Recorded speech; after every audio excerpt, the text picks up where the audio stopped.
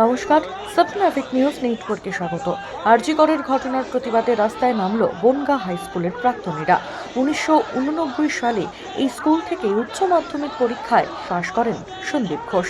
এদিন এই প্রতিবাদী মিছিলে উই ওয়ান্ট জাস্টিসের পাশাপাশি উঠল স্লোগান, সন্দীপ তুই বদলে গেলি, কি করে তোকে বন্ধু বলি। আমার মাটি আমার মা আর হাসকালি হবে না,